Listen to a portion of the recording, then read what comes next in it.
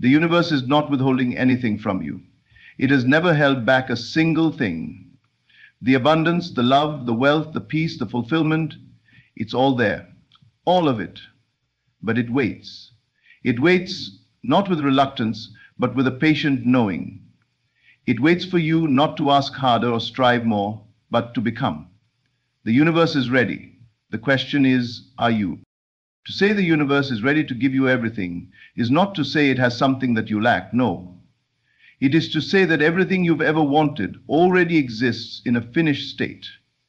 The reality where you are whole, abundant, successful, deeply loved. That reality is already real. It is already vibrating in the unseen, waiting not for effort but alignment, waiting for you to close the gap between your inner world and your outer experience. You must understand, reality does not respond to need. It responds to identity. You don't get what you want, you get who you are. And who you are is not defined by your past, your pain, or your current circumstances. Who you are is determined by your assumption, by what you dare to claim as true even when all evidence says otherwise. The universe is not responding to your complaints. It is responding to the frequency you choose to hold. Your inner dialogue is the command center of creation. When you live in the feeling of lack, of not having, of hoping and wishing and waiting, you delay the arrival of everything that is already yours. But the moment you assume the feeling of the wish fulfilled, the moment you walk, speak, breathe, and think as if it is done, you collapse the distance between your desire and its manifestation. You must feel it real, not once, not occasionally, not when it's easy, but consistently. Like breathing. Breathing, the most powerful shift you will ever make is from seeking to knowing, from chasing to resting, from hoping to embodying. You must know with an unshakable inner certainty that what you desire is already finished, that the money you wish for has already been printed, that the love you long for is already alive in another's heart, that the health, peace, and opportunities are already formed in the realm that creates all things. You are not here to force. You are here to choose, and you choose with your awareness, with your imagination, and with your assumptions. Imagination is not some childish escape. It is the divine blueprint of reality. It is the sacred canvas upon which the future is painted. Every time you imagine something and dwell in that experience, you are creating a spiritual prototype, a mold. And if you persist in that state, life must conform to it. That is not a metaphor, that is law. The universe rearranges itself for the man who knows where he belongs. You don't need signs to believe. You need belief to see signs. The world is only a mirror. It cannot give you what you refuse to give yourself internally. Walk like it's yours, speak like you already have it, think like it's done. That energy is not arrogance, it's alignment. You are not waiting on life. Life is waiting on you to feel it real, to inhabit the version of you who already has it, who already knows, who already walks in that blessing. That is how you become magnetic. That is how the universe opens doors no man can shut. That is how you shift timelines without even lifting a finger. The most powerful thing you can do today is this. Assume the state. Embody the version of you who already has it. Live from the end. Because when you live from the end, the universe must catch up to your conviction. It must organize reality to match your internal state. The world bends not to your words, but to your unwavering assumption. That's the secret. Not to beg, not to plead, but to assume, to receive it now in consciousness, to feel it now as truth. And then watch how everything changes without effort. You don't get what you want, you get what you are. This statement shatters the illusion most people live under. They believe that by merely wanting something intensely enough, they will somehow draw it toward them. But desire without identity is powerless. The truth is far more profound and yet so simple that it escapes most minds that are entangled in effort and striving. The universe does not hear your pleading voice or your desperate thoughts. It mirrors your state. It bends itself to the energy you hold consistently, not the words you speak occasionally. Your current reality, every detail of it, is not a punishment or a reward. It is simply a reflection of your inner assumptions, your habitual feelings, your dominant thoughts, and most of all, your self-concept. People constantly ask why their prayers go unanswered, or why their affirmations fail to produce results. But the answer is hidden within the nature of consciousness itself. You cannot deceive the universe with empty declarations. You cannot say, "I am rich," while inwardly feeling poor, and expect your world to change. The feeling of being poor is the true request being made. The universe reads the emotional tone, not the surface sentence. You might be shouting for abundance, but if your soul is anchored in lack, the echo you receive will be lack, dressed in various forms. It could come as financial scarcity, relational neediness, or inner anxiety, because all of these are born from the same root, the state of being that says, "I am not enough. I don't have enough." So the work begins not with the world, but with the self. Who do you believe yourself to be? This is not a philosophical question. It is the foundation of your experience. If you believe you are unlucky, unworthy, or unseen, then no amount of trying will fix your life. You will unknowingly sabotage opportunities, misread signs, and attract people who reinforce that inner identity. And it is not punishment, it is law. It is the universe saying, "As you assume, so shall it be." You are not attracting with effort, you are attracting with embodiment. You are calling things not with your voice, but with your vibration. Imagine a radio station. If you are tuned into a frequency that plays sorrow and conflict, you cannot expect to hear songs of joy and victory. You can wish, pray, and even scream for a new tune. But unless you change the dial within, the broadcast remains the same. Your life, your circumstances, your relationships, they are all manifestations of the station you're tuned into internally. And tuning is not done with effort. It is done with alignment. It is done with assumption. You must begin to think, feel, and act as the version of yourself who already has what you seek, not because you are trying to trick the universe, but because you are becoming one with the version of you that belongs to that reality. This is why it's so crucial to examine the stories you repeat about yourself. Every time you say, "I always mess up," or "things never work out for me," or "no one truly loves me," you are not merely expressing frustration. You are giving instructions to the universe. You are cementing a state. And that state becomes your life. It becomes your future. Words become flesh, not because they are magical, but because they reinforce a vibration. A man who believes he is worthy will walk into a room differently. He will make choices that align with abundance.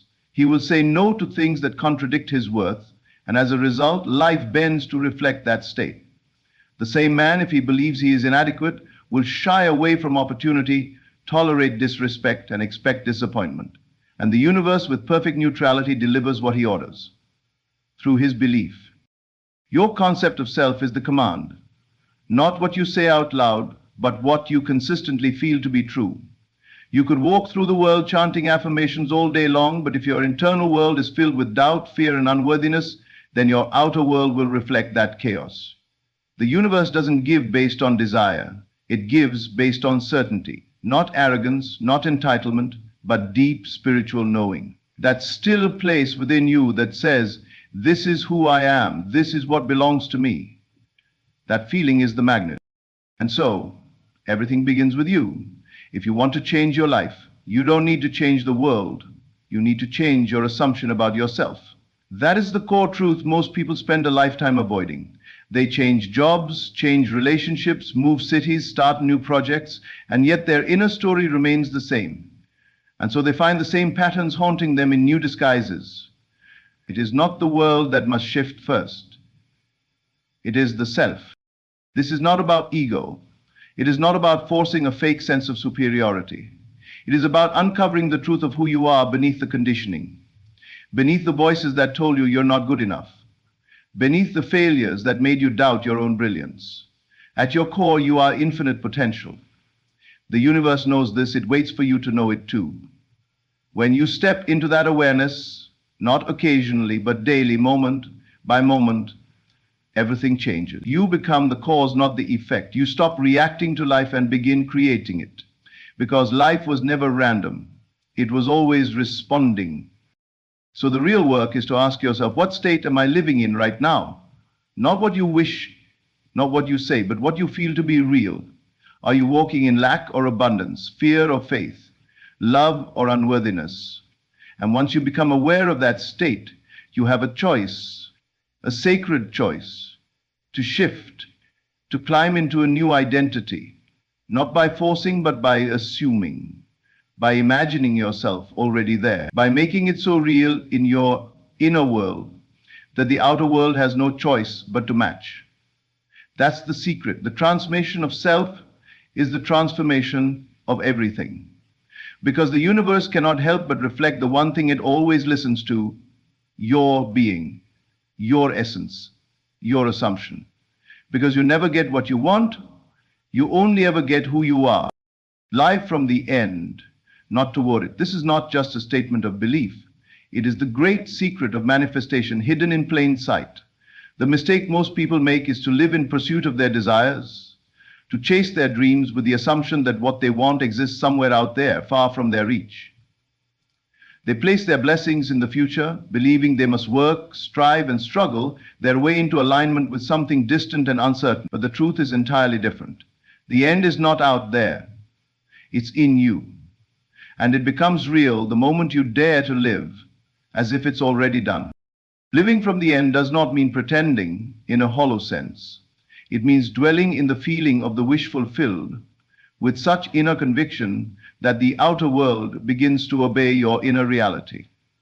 To live from the end is to stand in the finished state mentally and emotionally before there is any external evidence. It is to claim your desire not as something you are reaching for, but as something you already possess, something that already belongs to you because it exists in the eternal realm of consciousness. Creation, in its truest form, is finished. Everything that you desire already exists in a completed spiritual form. You are not creating your desires from nothing. You are selecting them, aligning with them, embodying them. The only distance between you and what you seek is the gap in awareness. When you live toward the end, your energy says, it's not here yet. And that feeling of absence becomes the dominant signal you broadcast into the universe. You affirm lack, even if your words are filled with hope. But when you live from the end, your state says, it is already mine. And that deep conviction begins to pull everything into alignment. Your thoughts shift, your actions change, your reality bends. The people, circumstances, and events that match your new state begin to show up, not because you forced them, but because you allowed them. There is a massive difference between wishing for something and dwelling in the experience of already having it. Wishing keeps it away. It tells the universe that it's not yet real, that you are incomplete without it. And so the universe mirrors that incompleteness.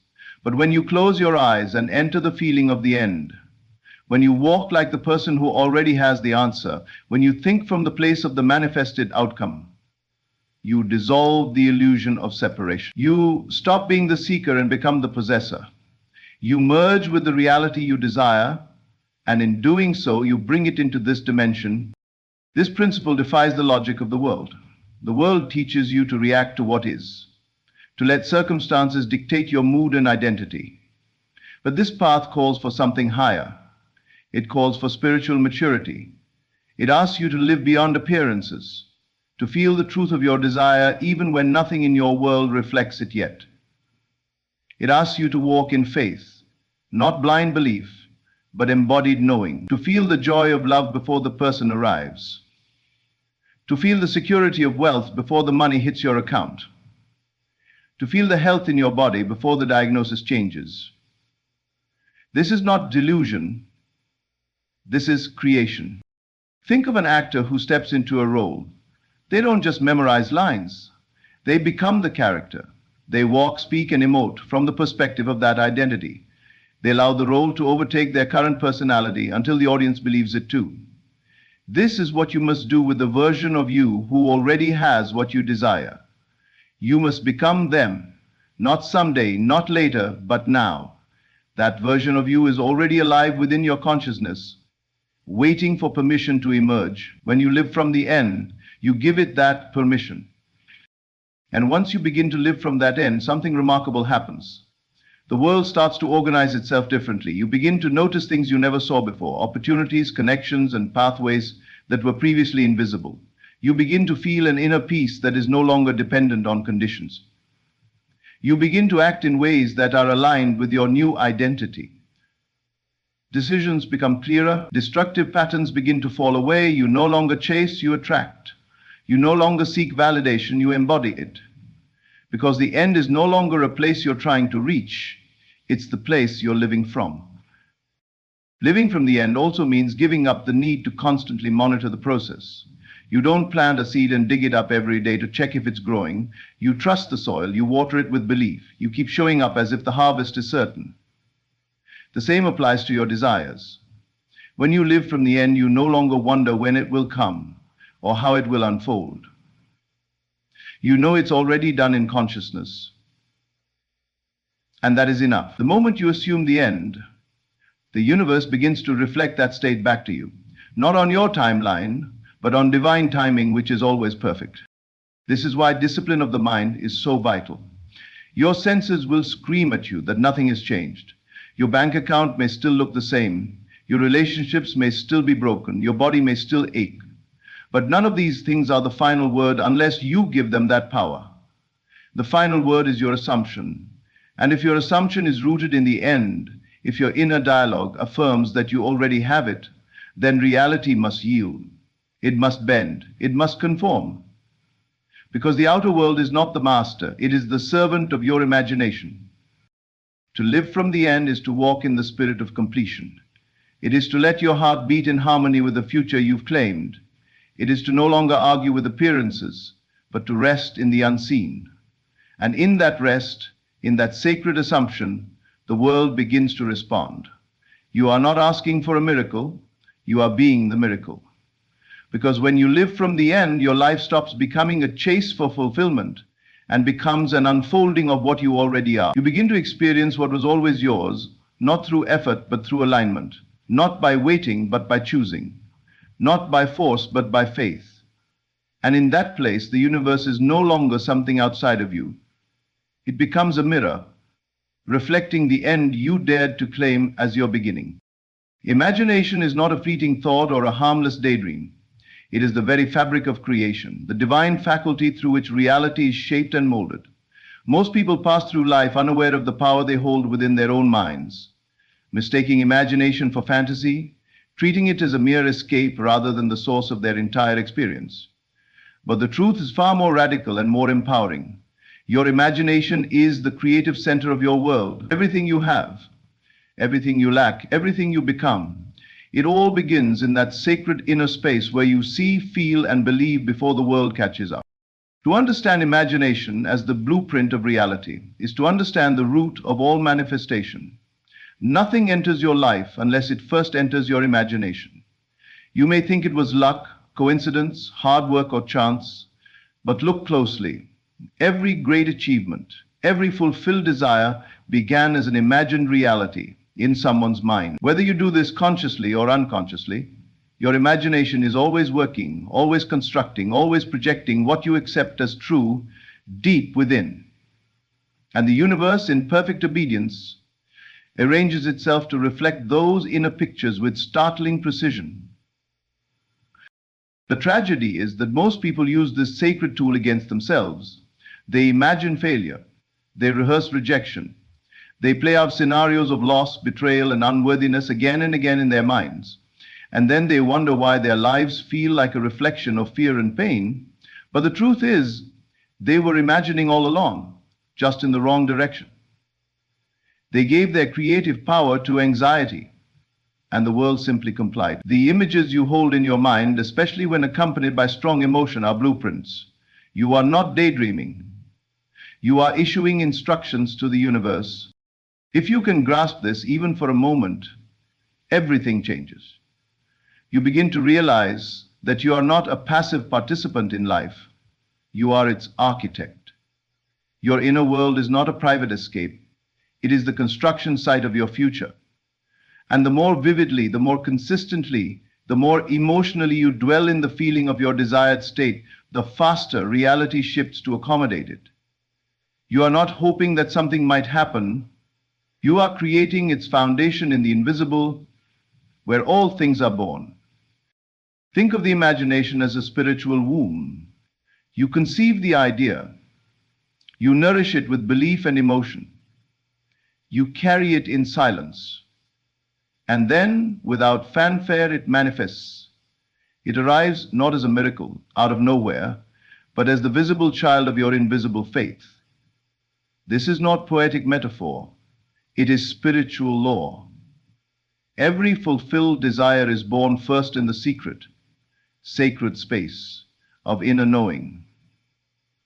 You feel it real long before you touch it in the world. And the beauty of this law is that you don't need permission from anyone. You don't need resources, qualifications, or outside validation to begin.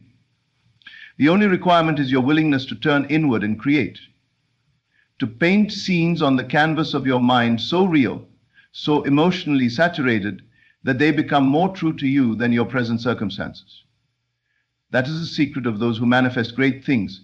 They do not wait for the world to approve. They withdraw into imagination, into that holy place of becoming, and they dwell there until the world cannot help but follow. This inner work is not always easy. The outer world often contradicts your inner vision. You will be tempted to stop imagining because nothing is happening. But that is only an illusion. Something is happening beneath the surface, behind the curtain. When a seed is planted in the soil, you don't see the roots form, but they do. When you dwell in imagination, you are planting the roots of your future. Just because you can't see it yet doesn't mean it isn't growing. Imagination must be held with persistence. You cannot visit your dream once and expect it to flourish. You must return to it daily, sometimes hourly, with reverence and focus. And not just as a thought, but as a feeling. You must feel the experience as if it is already yours.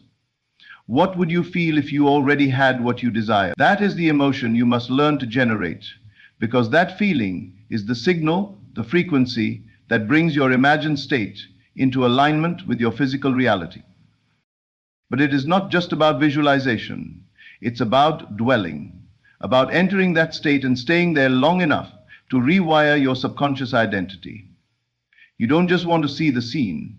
You want to become the version of yourself who lives inside it. Feel the surroundings, hear the sounds, touch the textures, taste the success, inhale the freedom. The more sensory rich your imagined reality, the more quickly it takes root. You are not escaping, you are rehearsing. You are rehearsing the future so completely that when it arrives, it feels familiar because you've already lived it within. This is the power the ancients spoke of in veiled language. It is the power of faith. Faith is not a vague hope. It is the embodiment of an unseen reality. When you live in imagination, you are walking by faith, not by sight. You are stepping into the unseen as if it is already seen. You are believing before evidence, and in doing so, you make evidence appear. This is not fantasy. This is mastery. The world you live in now is nothing but the after effect of your previous imaginal acts. And if you want to change the world around you, you must return to the only place that ever held the power to begin with, your imagination. That is where the real work is done, not in effort, but in inner clarity, not in striving, but in becoming, not in chasing the world, but in constructing your world first within, and then allowing it to unfold outward in its perfect timing. So if your life feels stuck, if nothing seems to change, stop looking outward for the answer. The problem is not in your world, it is in your blueprint. And the blueprint is held in your imagination. The house cannot look different unless the plan is altered. If you desire more, better, greater, then go into that sacred space within and imagine more clearly. Don't wish, don't hope, create, embody, assume, and above all feel, because imagination without feeling is weak. But imagination infused with belief, with deep emotion, becomes unstoppable. It becomes the command that the universe cannot ignore. It becomes the mold that life must fill. You are the designer, you are the dreamer, you are the one the universe listens to. And the quality of your life will always be a reflection of the quality of your inner vision. Assumption is the path to manifestation. It's not hard work. It's not how many hours you grind or how long you wait. It's not how desperately you wish or how passionately you plead.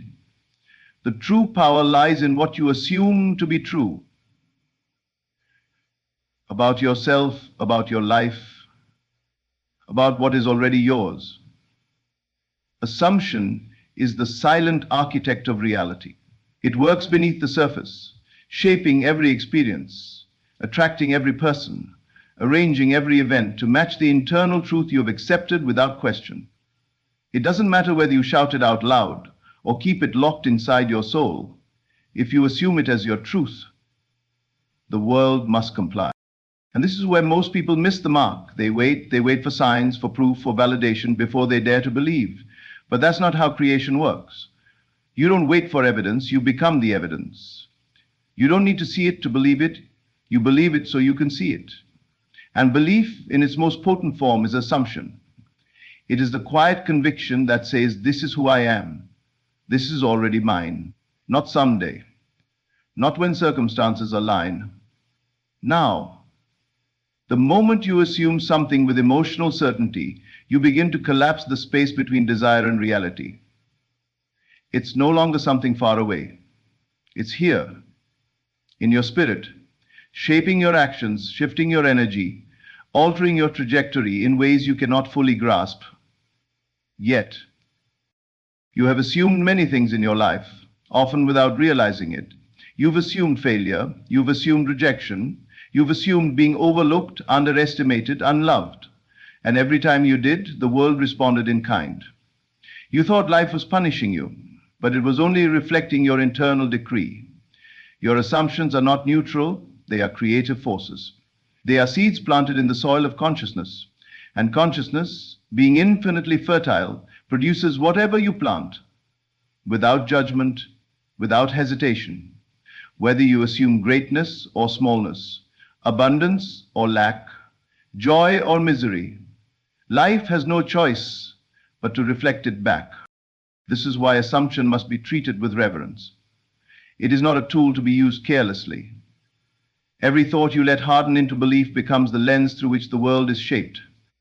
If you assume the worst, you will always be right. If you assume things will go wrong, they will find a way to obey you.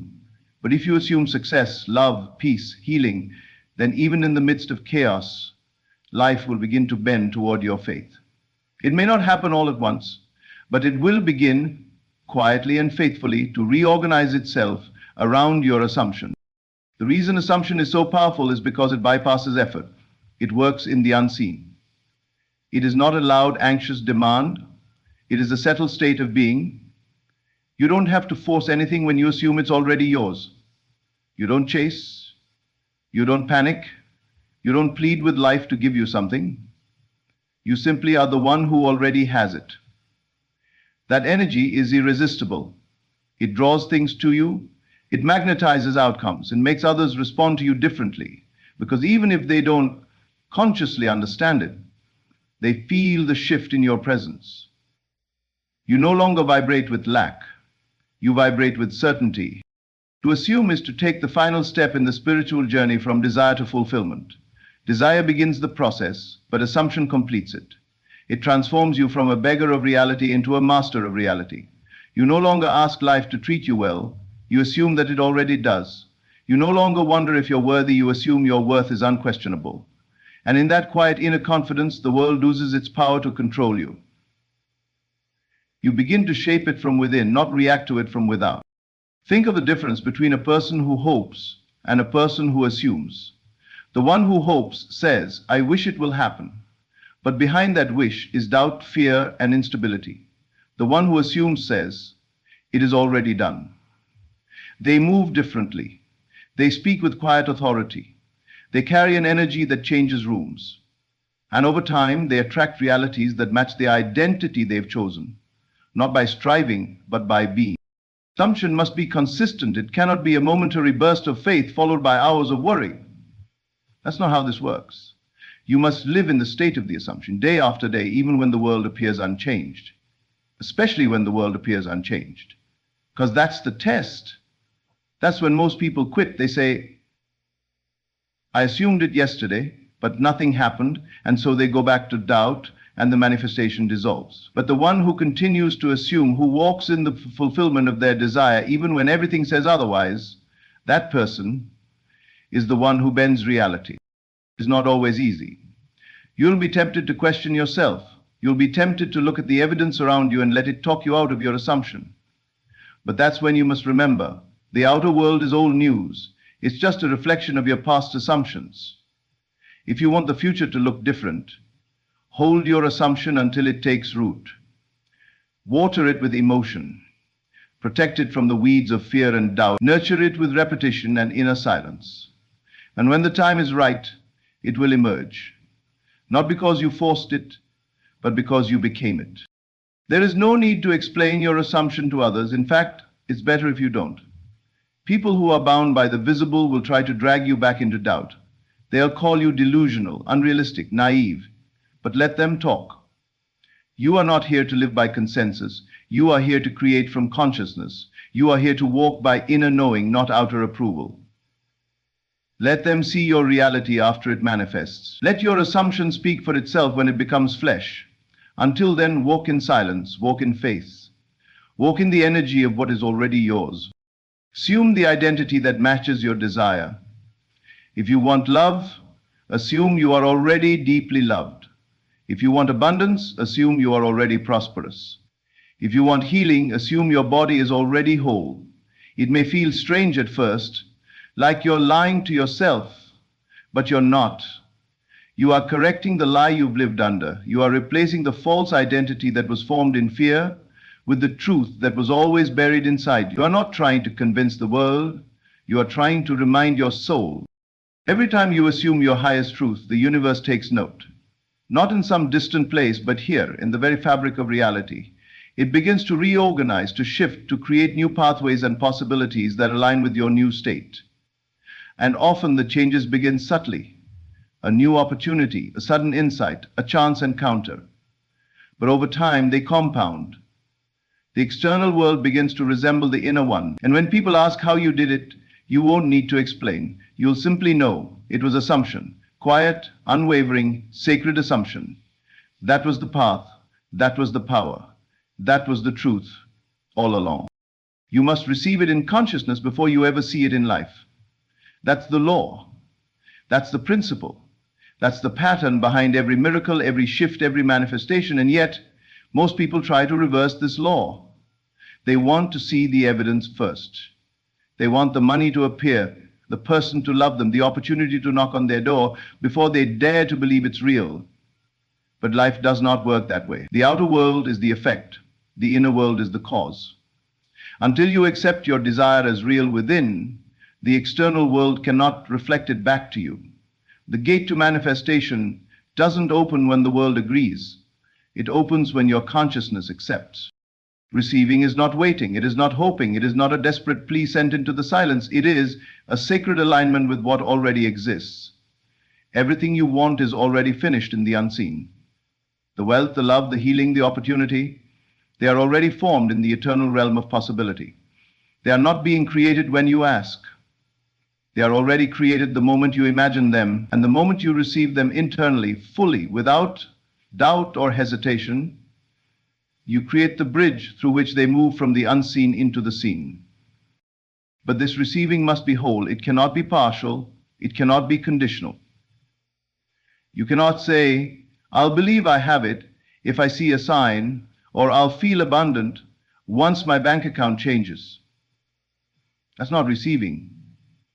That's delay disguised as logic. True receiving says, it is done, even when nothing has changed on the outside. It says, I have it, when the world says, you're still waiting. It is a surrender into certainty, not passivity, not laziness, but a deep inner knowing that creation begins and ends in the mind, and that the world only mirrors what you've accepted as true in your soul. To receive in consciousness is to occupy the emotional and mental space of your fulfilled desire. It is to think from it, not about it. Most people are trapped in a cycle of thinking about what they want. They talk about it, dream of it, complain about its absence, but they never mentally step into the version of themselves who already has it. They wait for the outside world to grant them permission to believe. But that permission must be given by the self, through faith. Faith is the substance of things hoped for, the evidence of things not seen. Not because it's blind, but because it sees clearly what the senses cannot yet perceive. It is sight on a higher level. Receiving in consciousness means training your mind to feel the reality of your desire so vividly that it becomes more real to you than your current situation. It means closing your eyes and feeling the keys to your new house, the warmth of your partner's hand, the joy of a healed body, the peace of financial freedom, and not just seeing it, but living in it internally, rehearsing the scenes, feeling the emotions, speaking from that new state of being. You are not imagining to escape. You are imagining to align. You are creating a new center of identity, and the world must revolve around that new center. You cannot receive with doubt in your heart. Doubt is the silent thief that robs you of what's already yours. It tells you to look around and measure your progress with your eyes, to question every moment of silence, to fear every delay. But there are no delays in the spiritual world. There is only alignment or misalignment. The moment you fully receive it in consciousness is the moment the universe begins to move. You may not see immediate proof, but the shift has happened. The current has changed. The vibration has been altered. And now, life is catching up to your inner reality. Many people believe they have faith, but what they really have is hope tainted with fear. They try to speak positively, but underneath their words is a trembling doubt. That's not receiving. Receiving is quiet, steady, immovable. It's the calm that doesn't need to prove anything. It's the peace that comes from knowing you are not begging the universe, you are aligning with it. You are not asking for something foreign to you. You are welcoming home what has always belonged to you. There is no striving in true receiving. You are not chasing the thing. You are welcoming it.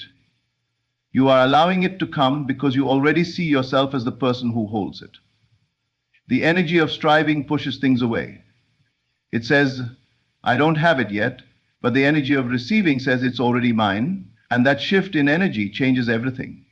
It opens doors you didn't see before. It makes you aware of people, paths, and solutions that were invisible when you were trapped in a state of lack. You must become emotionally fluent in the reality you are receiving. Feel what it feels like to have it. Let that emotion fill your body. Let it color your thoughts. Let it change your decisions. Because once you receive it in consciousness, you will begin to act differently. Not because you are forcing yourself, but because the version of you who has what you desire behaves differently by nature. You won't need to fake confidence. You will feel it. You won't need to pretend to be successful. You'll already feel successful inside, and the world will follow suit. Receiving in consciousness also requires letting go. Letting go of how it will come, letting go of when, letting go of needing it so badly that you block it with your anxiety. The universe does not respond to desperation. It responds to alignment. And alignment is a relaxed knowing. It is the absence of urgency, the presence of quiet certainty. It's not saying, please make it happen. It's saying, thank you, it's already mine. Gratitude is the evidence of true receiving. You don't give thanks for what you hope for. You give thanks for what you know you have. This is not about faking it. It's about becoming it. Faking is hollow and full of resistance. Becoming is whole. It is when your imagination, your emotion, and your behavior all flow in the same direction. You think from your desire, you feel from your desire, and you live from your desire. That is when you are truly receiving.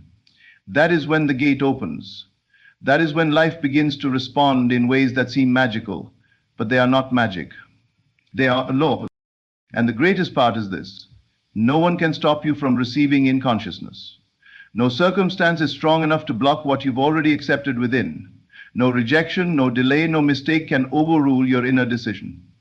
The moment you say, I have it, and mean it, not just in words but in your being, you become the cause of a new reality. And that new reality will move toward you, not because you chased it, but because you became the version of yourself who could hold it. That is what it means to receive in consciousness. To stop waiting, to stop doubting, to stop needing proof, and instead to walk as if it is done, to feel as if it is complete, to know without needing to explain or defend that what you carry within will shape what appears without. Because life is not waiting to give you anything. It is waiting for you to receive it first in the place where it always begins, within you.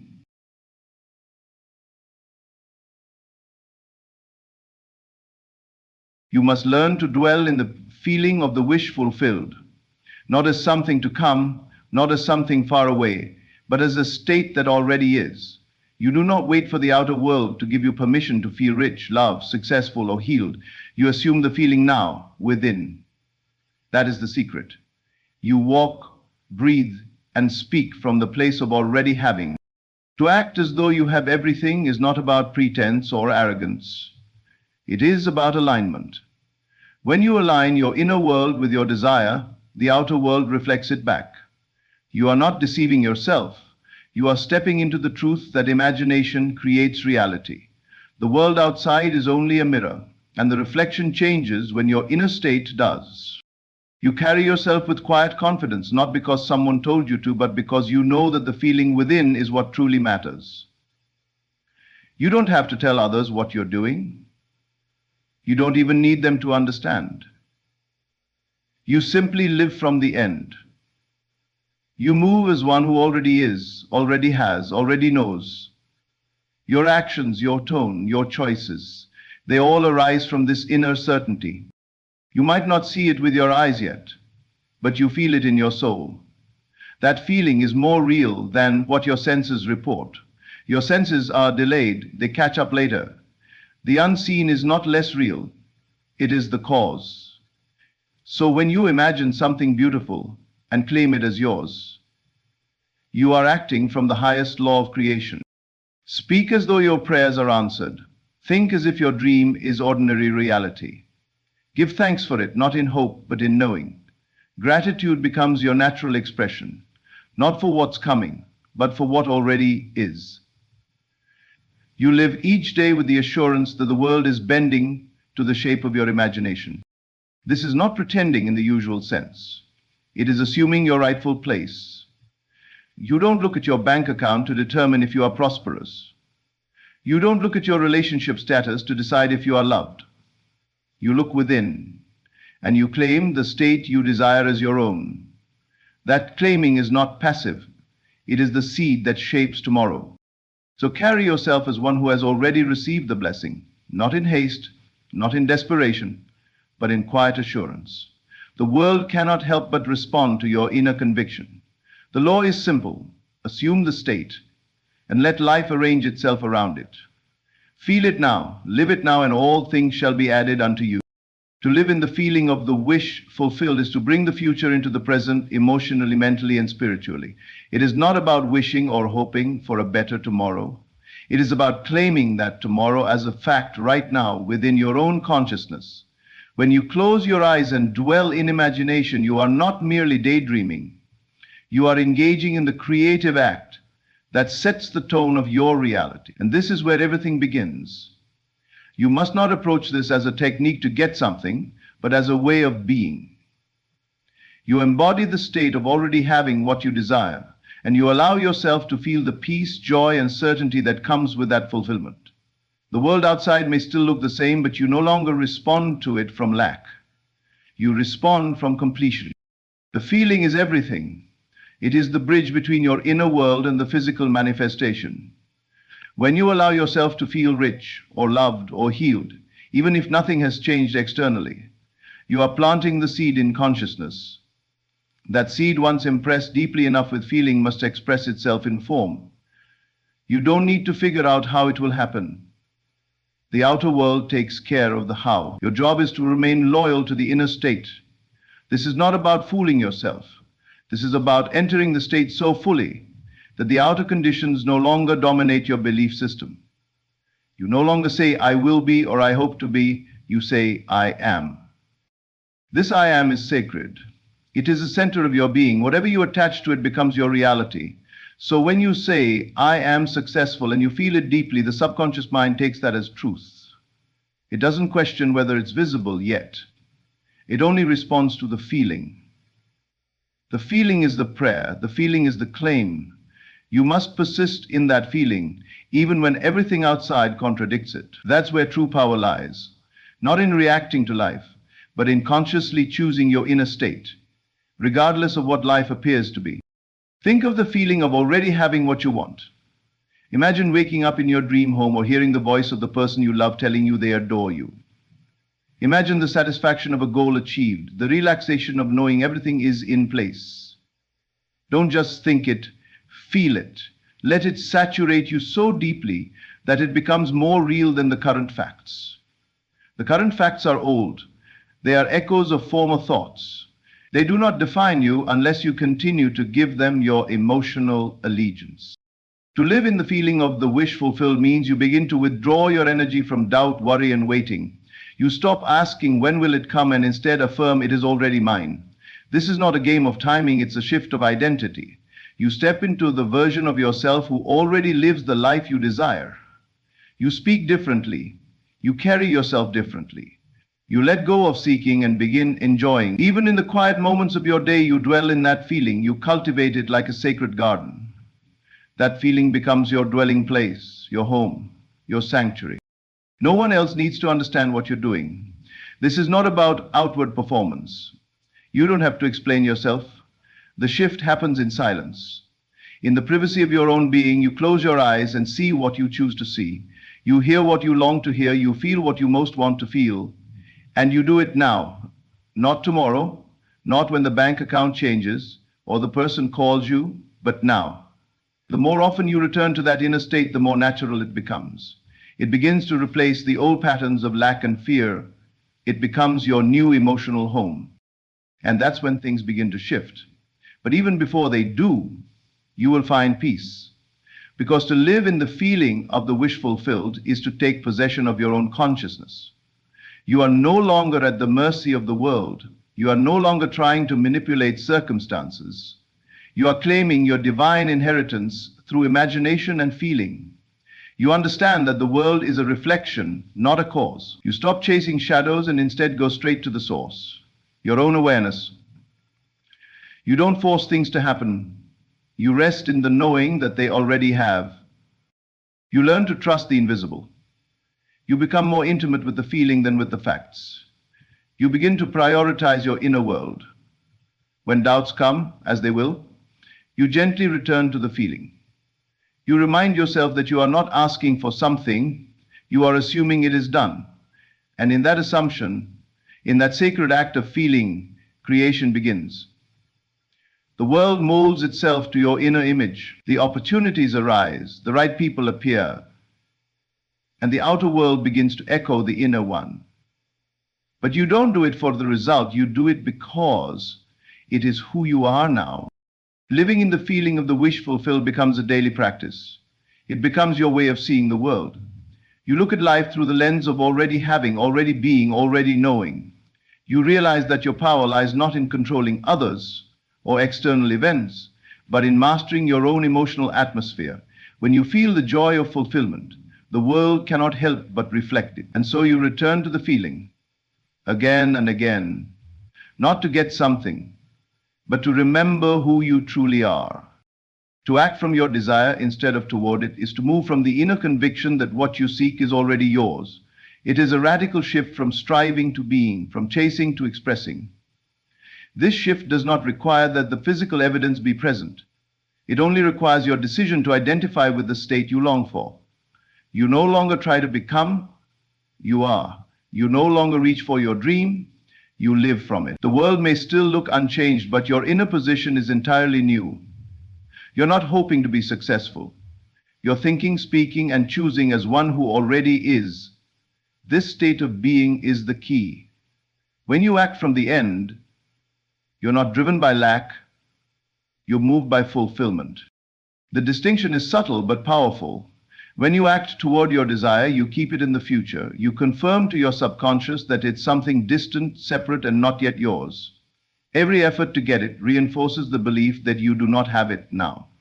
But when you act from your desire, you impress your subconscious with the assumption that it is already a fact. That impression, held faithfully and felt deeply, becomes the blueprint for the world around you. You don't need to explain it. You don't need to justify it. You simply dwell in the identity of already having.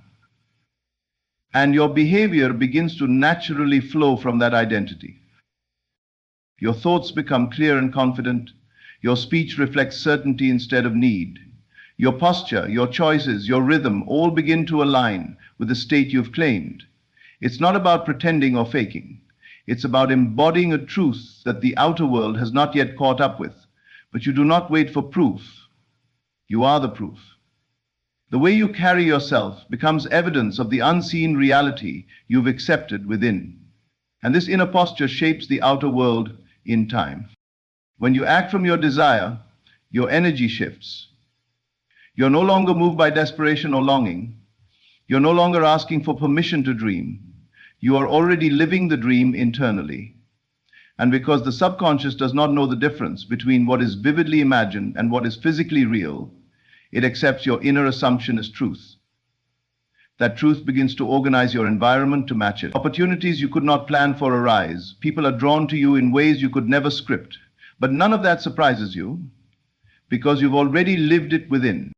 This is not about forcing outcomes or manipulating circumstances. It is about surrendering to a higher law, the law of assumption. You no longer look to the outer world to tell you who you are. You look within and decide who you are, and then act accordingly. You do not wait for the phone call before feeling chosen. You feel chosen, and then the phone call comes. You don't wait for money to feel secure. You feel secure, and then the money flows. The outer follows the inner, always. To act from the end is to be loyal to your vision even when the facts seem unchanged. It is to walk as the person who has, even if the senses say you have not. You begin to speak with the voice of fulfillment. You speak about your life with gratitude. You take care of yourself as someone who knows their worth. You spend time not as a person trying to fix their life, but as one who already has peace, love, and clarity. The actions that arise from this inner stance are filled with confidence and calm. You no longer rush. You no longer strive.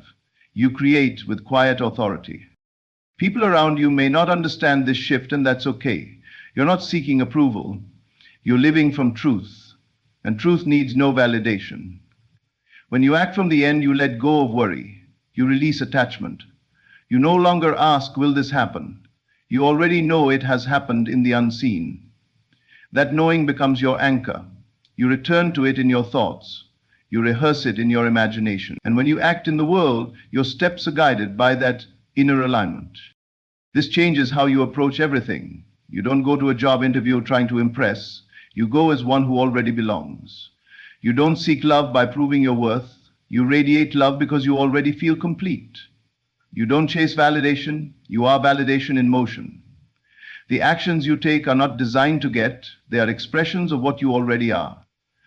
This is the difference between doing and being. One says, let me work hard to become. The other says, let me act in harmony with who I already am. Even in small moments, this shift becomes your compass. If you were already wealthy, how would you respond to a challenge? If you were already deeply loved, how would you speak to yourself? If you were already successful, how would you walk into that room? Let that version guide your next step. Let that inner self take the lead. You are not trying to force an outcome. You are simply allowing the outer world to catch up with the truth you've claimed inside. There is no need to wait. The only delay is in your identification. The moment you fully accept that you are already the one you wish to be, your actions begin to reflect that acceptance. That reflection is what changes your life. Not through effort, but through alignment. Not through pressure, but through presence. The more you act from this place, the more natural it becomes. It ceases to be a practice and becomes your new way of being. You are no longer performing, you are revealing. You are no longer striving, you are receiving. You are no longer trying to manifest, you are living what you've already accepted as true. Imagination is not a passive tool to entertain the mind. It is the very womb of creation. All things, all experiences, all conditions are born first in the imagination before they ever show up in the world of form. To use your imagination deliberately is to take control of your life from the inside out. It is the sacred faculty through which you select and occupy the state you desire. The outer world is a reflection of what has already been impressed upon the inner world. You are not at the mercy of what appears. You are the cause behind what appears, whether consciously or unconsciously. So when you begin to imagine with intention, you are not escaping reality. You are constructing it. The secret is to make your imagined scenes as vivid and as real as possible, not just in picture, but in sensation. You must feel what it would feel like if it were true. You don't imagine to get something, you imagine because it is already yours.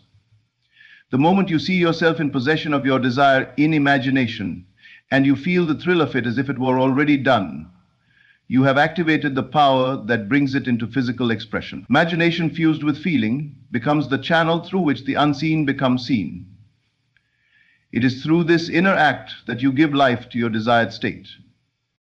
You may sit in a chair in a quiet room, but within your mind you can walk through your dream home, feel the softness of the couch, smell the flowers in the hallway, hear the laughter of your loved ones. These details are not fantasy. They are the raw material of manifestation. The clearer and more emotionally charged your inner scenes become, the more your subconscious begins to accept them as true. Once accepted, they must project outward into the screen of space. The law is perfect. What you accept within must appear without. You are always imagining something. So the question is not if you are imagining. Most people use their imagination destructively. They rehearse failure. They play out worst-case scenarios. They dwell in memories of regret or conversations that never happen. And then they wonder why life feels heavy and chaotic. But the same imagination that creates sorrow can create joy. The same power that holds a grudge can be turned to hold a vision. It is not imagination that is the problem. It is the direction it is given. When you begin to use this faculty deliberately, to build and rehearse only what you want to experience, your entire life begins to change. You must treat your imagined world as more real than the so-called facts. This is not denial, it is discipline. You are not ignoring your current conditions, you are overriding them. You are impressing a new pattern upon the subconscious, and because the subconscious doesn't argue or reason, it responds only to the repeated feeling of what is impressed. If you imagine yourself abundant, joyful, loved, and free, and feel it consistently, your outer world begins to mold itself around that inner certainty. The people, events, and situations required to match that inner vision begin to appear. You didn't have to chase them. You had to assume them. Your imagination becomes your workshop. You go there to design your life in advance. You select the end result and live from it internally. You rehearse your success, not as something you hope for, but as something you already experience. You return to that feeling often. You let it become natural to you.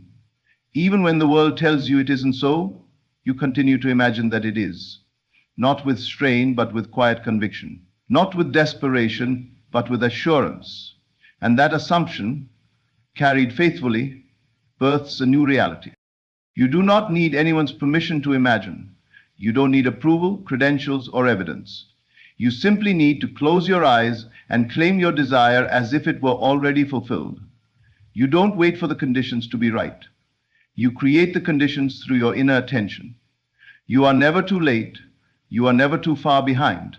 The moment you begin to imagine the life you want and feel its truth, you've stepped into a new dimension of experience. The outer world will follow your inner decision.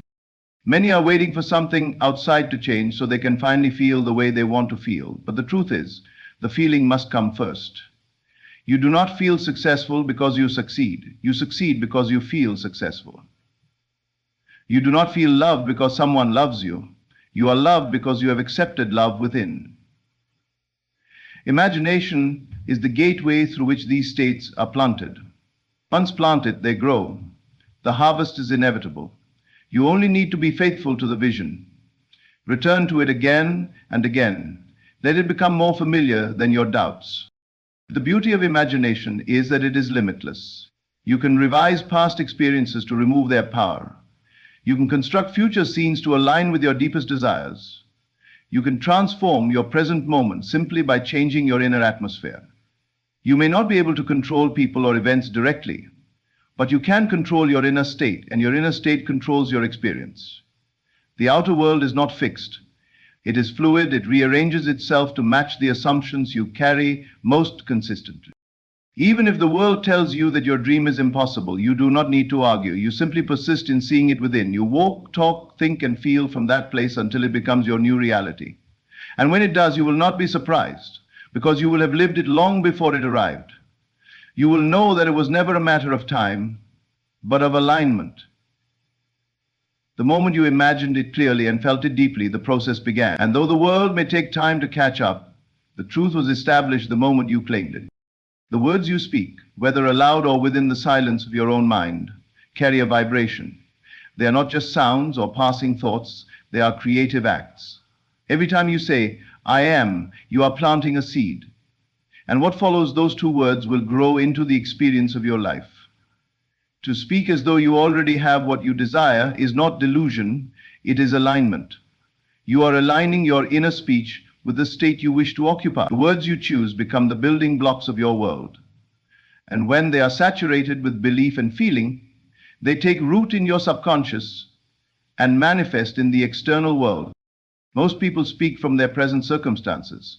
They say things like, I don't have enough, I'm still waiting, I wish I could, or I'll try.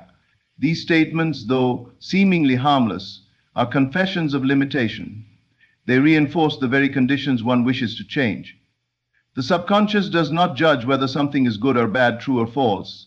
It accepts whatever is repeated with feeling as fact. So when you continue to affirm lack, fear, or delay, you are imprinting those states more deeply into your life. But when you shift your language, you begin to shift your state. And when you shift your state, you shift your reality. To speak as though you already are what you want to be and already have what you desire is to speak the language of the fulfilled. This is not about forcing or faking, it is about claiming. It is about knowing that your words are creative acts, not descriptions of conditions, but declarations of truth. If you desire health, you say, I am whole, I am well, I am strong. Even if the senses say otherwise, you do not contradict your inner word. Persist in speaking from the higher truth, not the lower fact. If you desire abundance, you say, I always have more than enough. Money flows freely to me. I live in ease and provision. These are not empty affirmations. They are statements of identity. You are not hoping for something to happen. You are recognizing what is true in consciousness and allowing it to externalize. Your inner dialogue is the script that life follows. Every day, without realizing it, people narrate their own limitations. They say things like, that never works out for me. I always struggle with this. People like me don't get that kind of break. And life, being obedient, reflects those assumptions. But you can rewrite the script. You can begin to tell a new story, not based on what has been, but on what you have chosen to become. Speak from your desired state. Instead of, I hope to be successful one day, declare, success is natural to me. Instead of, I'm trying to find love, say, I am deeply loved and appreciated. Even if no one hears it, even if you say it only in silence, it is heard by the one power that creates all things, your own consciousness. Words are not idle. They impress themselves upon the subconscious, and the subconscious, being impersonal and infinitely creative, brings forth their likeness. If you repeat, I don't know how, you will continue not to know. But if you begin to say, I always find the way, suddenly clarity will come, doors will open, assistance will appear. It is not magic, it is law. Your words set the tone of your vibration, and your vibration determines your experience. You are not asking for permission to be who you want to be. You are declaring it with authority.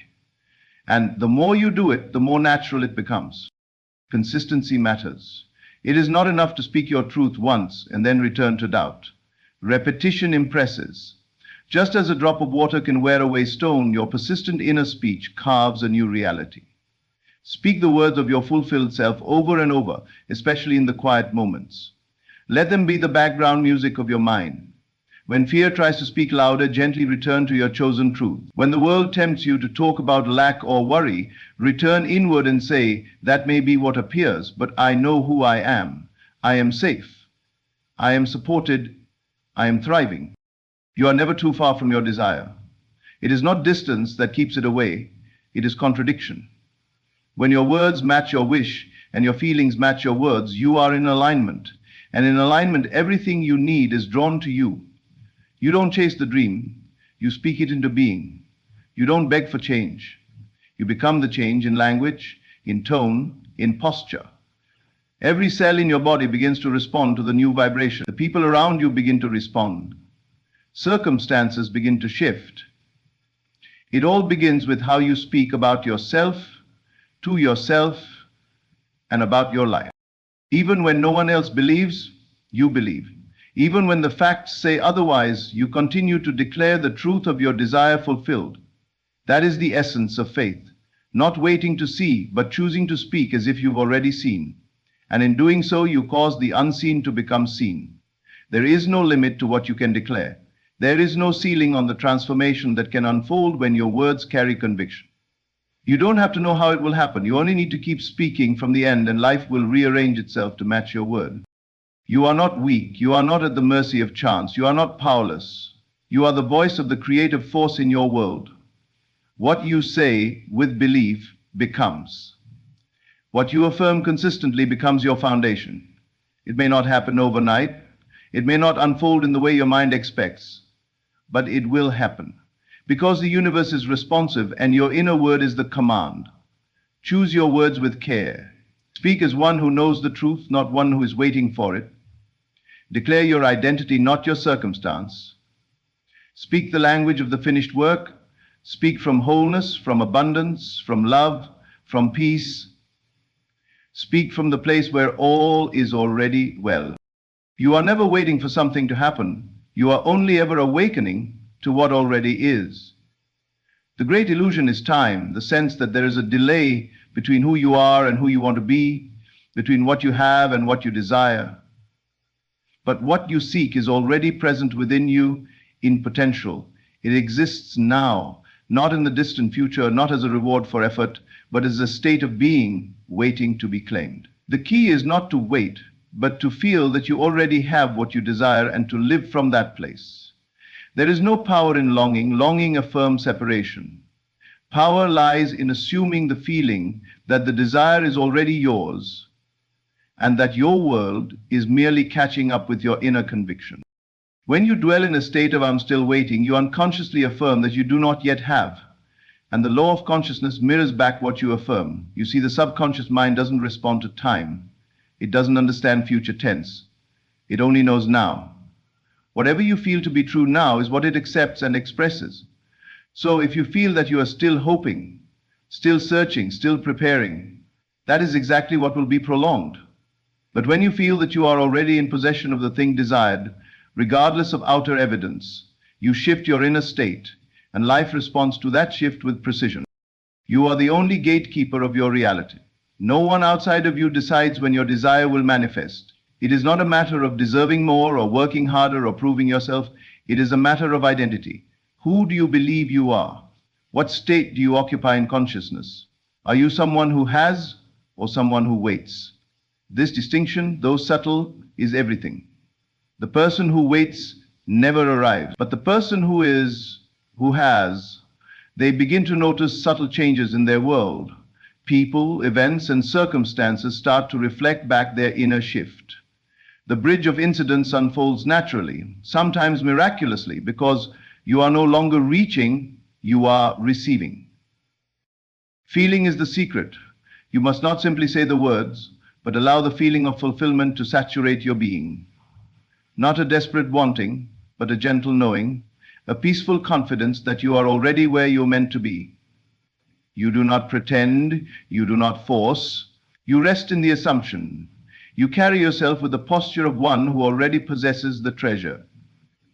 Your emotions soften, your anxiety dissolves. You smile, not because something has happened, but because you know it is done. You no longer act from a place of hoping, you act from a place of being. This is not arrogance, it is alignment. There is nothing to force. Trying to make something happen is a signal that you still believe it is separate from you. True manifestation is effortless because it emerges from identity. The flower does not struggle to bloom. It simply expresses its nature. In the same way, when you dwell in the state of already having, life reorganizes itself to match the vibrational truth you carry. Your job is not to worry about how it will come, but to remain faithful to the feeling that it is already yours. From this place, you will be inspired to act, to speak, to move, but never from pressure, only from inner certainty. The illusion of waiting often traps people in cycles of frustration. They believe their desire is far off, dependent on external changes or divine timing. But divine timing is not a delay, it is the perfect synchronization of your inner state and the outer world. The moment you fully assume the state, you activate that timing. It's not about passivity. It's about understanding that the seed has already been planted, and the harvest is inevitable if you continue to water it with belief. You don't keep digging it up to see if it's growing. You don't question whether it's working. You continue to live as if the fruit is already ripe, and in time it appears. Faith is not merely belief in the invisible, it is living from it. You don't wait for proof to feel successful. You feel successful, and then the proof comes. You don't wait to be loved to feel lovable. You feel lovable and love appears. This is the great paradox. The world is a mirror, not a cause. You do not respond to life, you create it. And the creation happens not by striving, by inhabiting the version of yourself that already exists in imagination, and by allowing the outer world to reflect that truth in its own timing. Every day is a chance to live from the end, to wake up and say it is done, to walk through your moments as if everything you desire is already a part of your world. You don't need to explain it to anyone, you don't need to justify it, you only need to carry the feeling. You speak from it, you act from it, you think from it. And soon you begin to notice a shift, not just in your circumstances, but in your awareness. Life becomes lighter, you stop chasing and start magnetizing. People respond to your energy, opportunities arise without struggle. You are not doing more, you are simply being more of who you truly are. There is great power in silence. In quiet moments, return to the feeling. Rest in the knowing. Say nothing but feel everything. Let your heart lead. Let your imagination paint pictures of your ideal life, and do not chase those images, merge with them. Breathe as if you were already there. Feel your body relax. Feel your chest open. Feel gratitude as if the gift has already been received. Because it has. The moment you felt it real within, the universe began its work. All you must do now is remain faithful to that version of you. Not the one who waits, but the one who knows. And in that knowing, everything unfolds.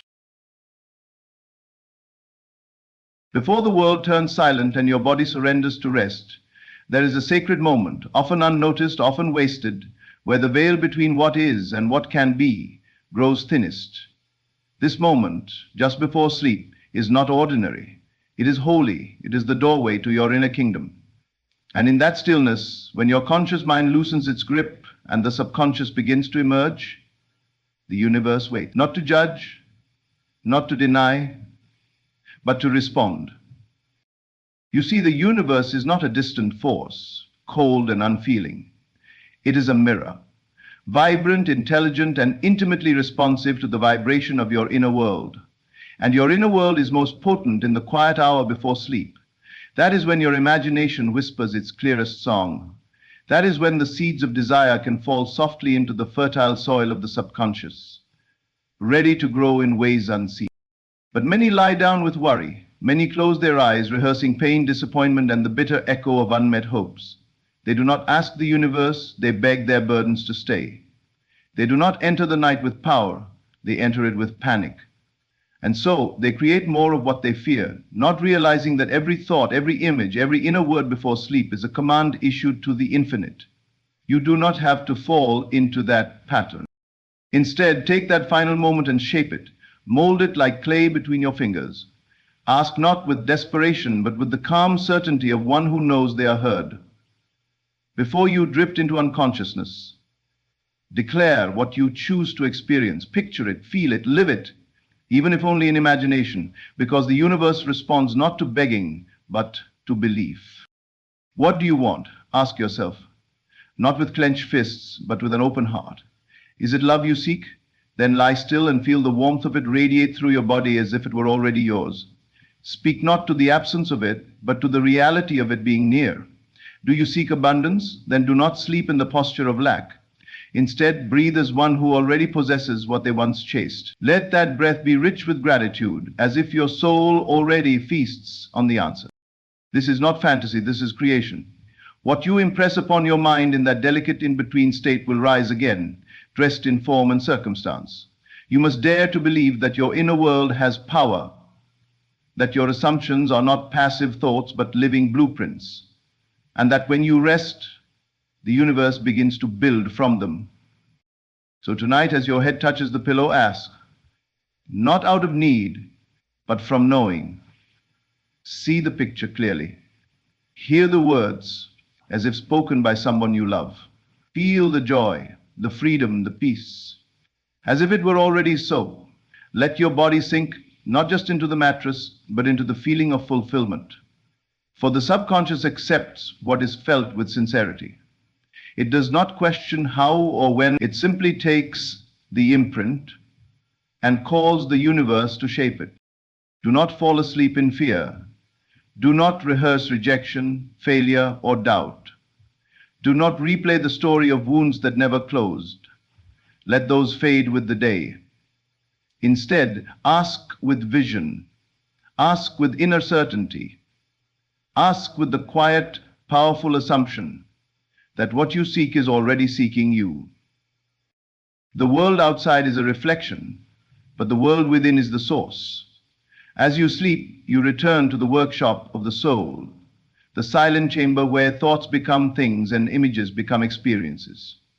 You are not powerless. You are not forgotten. You are the author of the unseen. So tonight ask, not with words alone, but with the whole language of your inner being. And as you sleep, know this: the universe is listening. There is a fleeting moment, often overlooked by the busy and the weary, that holds more creative power than most people ever dare to believe. It's that delicate sliver of time between wakefulness and sleep, where the mind begins to release its grip on logic and the subconscious quietly rises to take the stage. This moment is not just restful, it is sacred. It is the bridge between the seen and the unseen, the known and the possible. In this soft, drowsy phase, reality becomes pliable. Thoughts are no longer constrained by rational arguments or external limitations. The outer world fades, and what remains is the raw energy of imagination, free and uninhibited. It is here that the door opens. A door not to dreams alone, but to the very workshop of creation. Your conscious mind, which guards the gates throughout the day with its questions and doubts and analyses, steps aside, weary from its efforts. And what remains is the open field of the subconscious, a realm that does not argue, does not resist, but accepts. It receives impressions as commands, not suggestions, not possibilities, but as truths to be made manifest. And yet, so many people carry the residue of their day into that sacred space. They lie in bed rehearsing old wounds, anxious outcomes, and stories of what didn't go right. They drift into sleep not with intention, but with emotional clutter. They surrender this powerful moment to worry, to fear, to unresolved regret. What they fail to see is that in doing so, they are instructing the universe to replicate those states. They are saying, "This is what I choose to feel, to believe, to dwell in." And the subconscious, ever obedient, begins to shape tomorrow with the material of last night's impressions. But this does not have to be your story. The moment before sleep is not merely a closing of the day. It is a divine appointment. It is the time to speak to the universe in its native language. And that language is not spoken aloud. It is not bound in words. It is the language of emotion, of belief, of imagery saturated with conviction. It is in this moment that you can impress the deepest desires of your heart upon the formless and trust that the universe will respond in kind. This is not the kind of prayer that pleads. It is not a wish whispered in desperation. It is a quiet, confident knowing. You enter this sacred moment not with frantic energy, but with peace, with the stillness of someone who knows that what they seek already exists in potential form, and that their only task is to bring it to life within, to see it, to feel it, and to sink into it until it becomes more real than the room they lie in, until it becomes the final thought, that gently escorts them into sleep. The power lies not in what you say, but in what you see, what you feel, what you allow to become real in the theater of your mind. In the sacred moment before sleep, you are not bound by the limitations of your waking world. You are not the sum of your circumstances, your disappointments, or your history. You are consciousness itself, shaping the raw material of creation. What you choose to bring into that moment, what thoughts, what images, what emotions, you plant like seeds in the soil of the subconscious. And like all seeds, they do not die in the dark. They germinate, they take root, they grow quietly beneath the surface, only to bloom in ways that seem like coincidence to the untrained eye. And so, the preparation for this moment becomes sacred practice. It is not something you stumble into. It is something you approach with awareness, with reverence, with the understanding that you are stepping into a chamber where worlds are built. You do not take your pain with you. You do not replay the failures or fears that clung to you during the day. You set them down, you let them go. And in their place, you build something new, something bold, something that aligns with who you truly are. Not the version that the world has pressed upon you, but the version that exists in the quiet spaces of your spirit. This is where you meet the universe, not as a beggar, but as a co-creator, not asking for permission, but declaring your intention with calm authority, not because you are arrogant, but because you finally remember the truth of your nature. You are never meant to be a passive recipient of fate. You are always meant to shape it. And the moment before sleep is when the hammer meets the anvil, when thought becomes blueprint, when desire is transmuted into destiny. Even if the day has been filled with noise, even if the world has shouted its doubts at you, even if nothing in your outer life reflects what you seek, it is in this moment that you turn inward and return to your true source of power.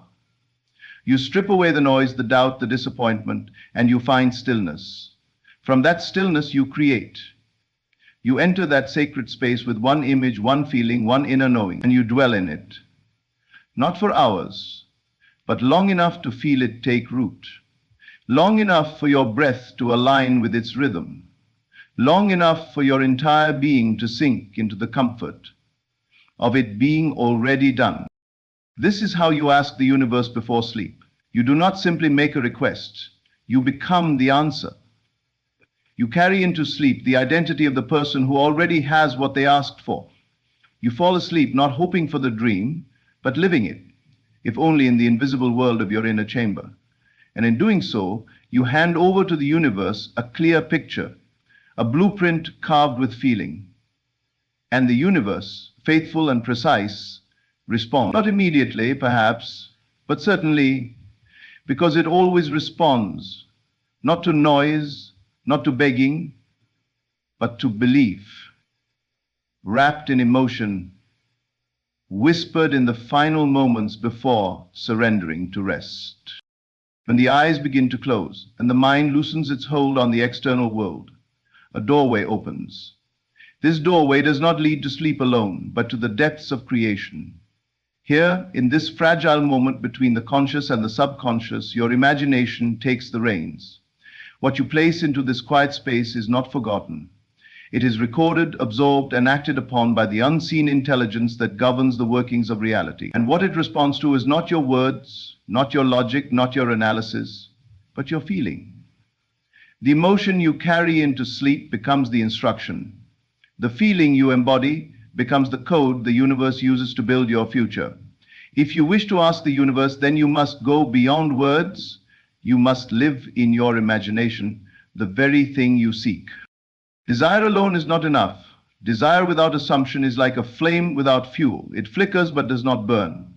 To assume the wish fulfilled is to bypass desire and move directly into embodiment. It is not a matter of hoping something will come to pass. It is a matter of being there, in the end result, as though it already has.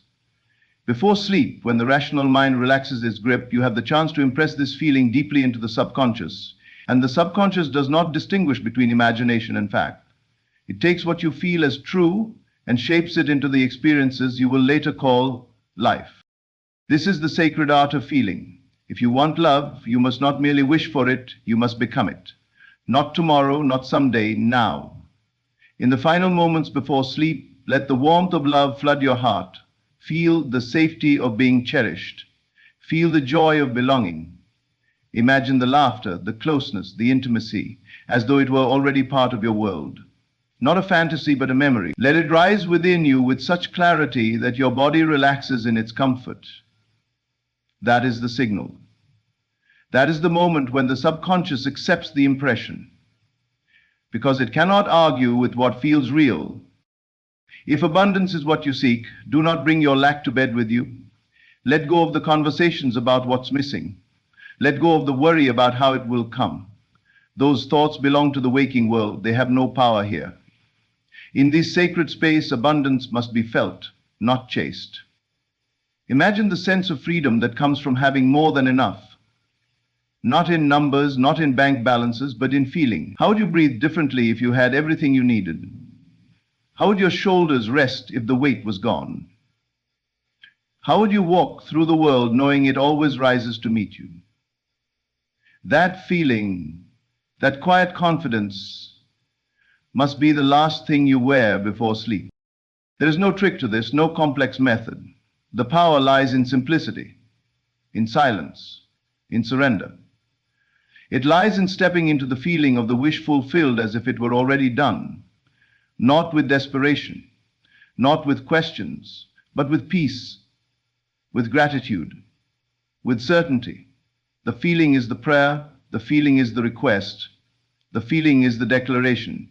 If you feel it deeply and sincerely, the universe is already in motion, working in ways your conscious mind could never comprehend. The world outside might give you 1,000 reasons to doubt. It might show you evidence of lack, of rejection, of closed doors. But that world is the echo, not the source. It is the after image of what you previously believed. If you want to change what you see, you must first change what you feel. And there is no better time than the moment before sleep.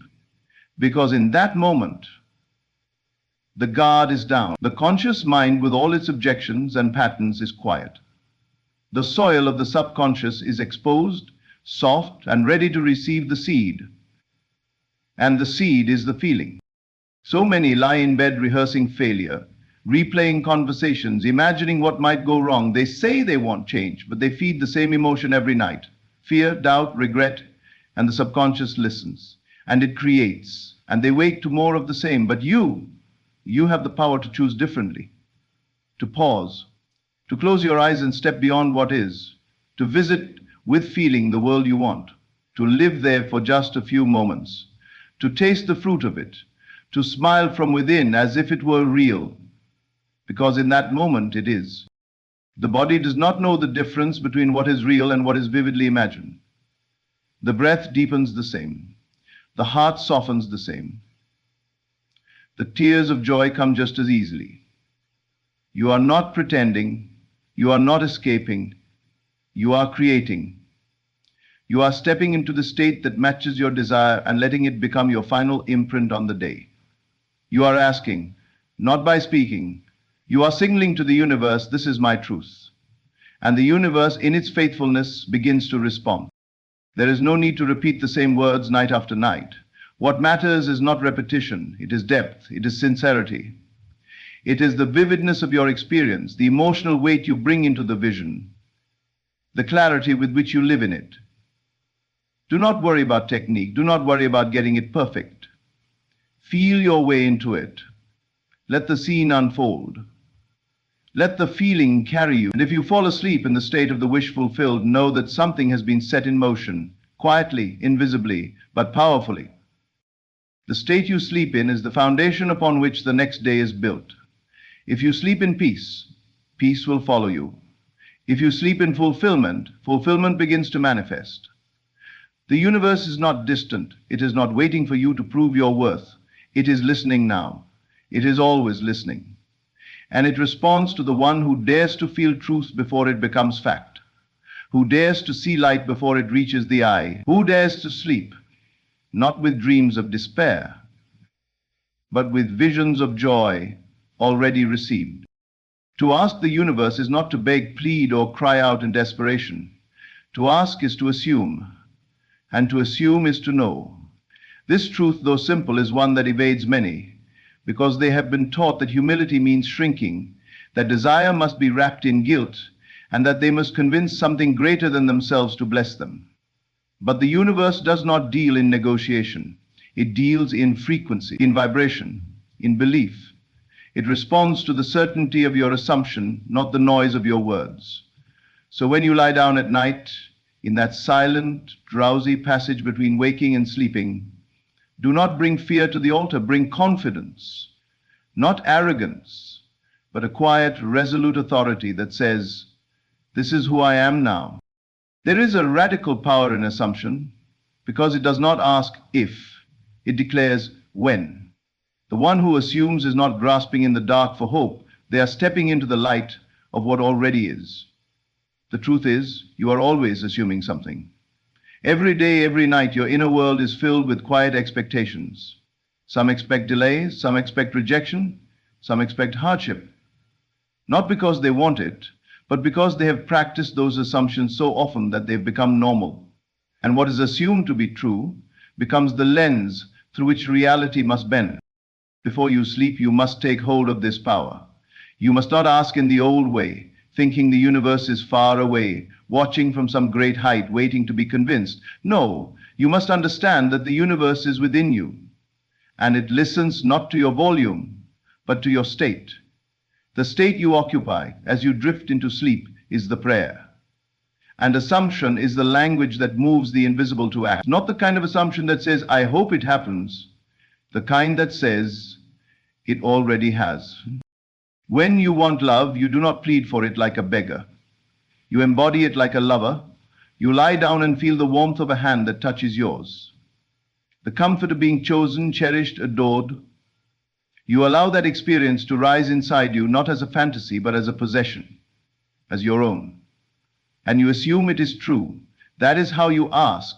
You assume the position of the one who is already loved, not the one still waiting, because waiting creates more waiting. But assumption collapses the gap between now and then. It bridges the distance between longing and receiving. If you seek abundance, you must not go to sleep reciting what you lack. That only deepens your bond with scarcity. Instead, you enter the state of the one who already possesses. You ask the universe by embodying the answer. You feel what it's like to be free, to choose, to give, to expand. You do not wonder if it's possible. You accept it as done. And you rest in that feeling, not with strain, not with effort, but with peace. Because true assumption is not forced, it is received, it is accepted like a coat placed over your shoulders. You wear it into sleep. This is the sacred task of assumption. It is not mechanical, it is not about repeating a phrase or visualizing perfectly. It is about sinking into a state so completely that your inner world becomes more real than the outer one. The images may come, the emotions may rise, or they may not. That is not what matters. What matters is that deep, calm knowing, felt in your chest, your breath, your being, that says, "I am now what I once hoped to become." This is how you ask without asking, how you command without control, how you move the universe, not through noise, but through being. Those who struggle the most with manifestation are those who try the hardest, not because they are wrong to want, but because their desire is laced with doubt. They plead because they don't believe they are worthy. They strive because they think distance must be crossed. But assumption erases all of that. Assumption says, there is no distance. The thing I want is already within me. I am already it. And I choose to dwell in that truth, even if only within the temple of my imagination. The body responds to assumption. The breath slows, the heart softens, the face rests. Because the body cannot tell the difference between a physical experience and a vividly felt inner one. This is the mystery that science now confirms. That what is deeply imagined leaves a real imprint on the brain and the nervous system. And if it can imprint there, it can echo outward. It can shift the energy you carry, the choices you make, the signals you send. And the universe will respond accordingly, not because it is watching, but because it is you. The universe is not outside of you, it is the expression of your consciousness made visible. When you assume a new reality before sleep, you are not changing the world outside, you are changing the world within.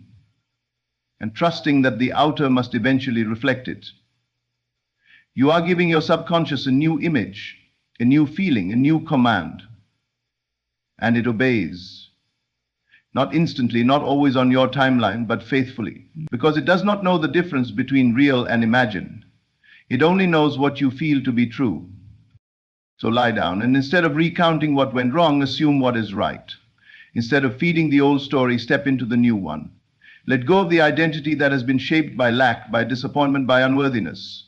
Assume the identity of someone who receives, of someone who lives in peace, who loves without fear, who gives without limit, who walks through life with the quiet confidence that all things are already working in their favor.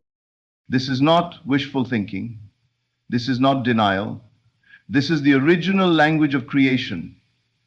You are speaking it every night, whether you know it or not. Every thought before sleep is a seed. Every feeling is a message. Every assumption is an act of creation. So choose well, choose with reverence, choose with joy. Do not ask the universe by telling it what you lack. Ask by assuming what you already have, and then fall asleep, not as a seeker, but as a receiver. Not with resistance, but with rest. Not as someone trying to get there, but as someone who already is. There is a sacred truth hidden in plain sight, a truth often dismissed by the hurried mind and overlooked by the anxious heart. What you fall asleep feeling, you will wake up living. This isn't poetry, it is law. It is the quiet, immovable rhythm of creation. As the conscious mind begins to soften and the body prepares for rest, a great transfer begins to take place. The images and emotions you carry into sleep descend into the subconscious. And there, in that fertile darkness, they begin to shape the reality that awaits you. Sleep is not escape, it is transition. It is the shift between what you think you are and what you are becoming. And the gatekeeper of that transition is your emotional state.